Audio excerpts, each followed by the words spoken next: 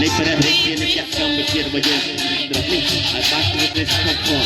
ញាតិអ្នកញាតិមានសាខាបន្ទឹកជាសំឡេងជាវិការរបស់អ្នកលោកបត្រនៃបត្រាសូមមានស្ទីពីវត្តវិចម្រើនឯកឧត្តមលោកជំទាវអ្នកញាដែលបានជួយមកអបនេះក៏សូមឲ្យជួបផ្ទះទីក្តីសុខបំណងកិច្ចការងារអ្វីៗទៅក្នុងគណៈយើងទាំងអស់គ្នាសូមបានសម្រេចក្នុងបន្តសម្បត្តិសម្បូរទ្រព្យសម្បត្តិលុះប្រាក់ថ្ងៃនេះបានរៀបចំថ្វាយទស្សបរមីដល់បានប្រមូលផលសូមមានជោគសូមមានជ័យសូមមានសេរីជ័យមង្គលសូមឲ្យឆ្លងមាសឆ្លងប្រាក់លើទឹកដីបារមីក្នុងរាជទ្រព្យបំពេញបរជ័យសេរីមង្គលចាប់ពីថ្ងៃទី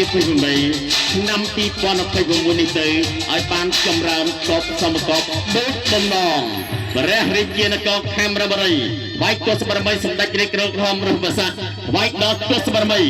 នឹកទឹកដីបរមីកំពង់ភ្នំឯកបានថ្ងៃជាព្រះអ្នកដែលមានបុណ្យស្ដេចយានិមន្តនិមិត្តមកសន្តានទៅលើអាសនៈដែលជាសបរមីលើទឹកដីបរមីនៃភ្នំ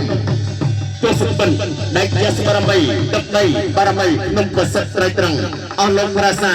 លើទឹកដីព្រះបរមីនៃភ្នំបាត់ធានទស្សបរមីប្រាសា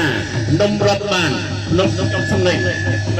ដែលជាសបរមីភ្នំព្រៃក្មេងកូនទស្សបរមីគ្រូផ្លែផ្កាសូមគោរពរតនាជាមុន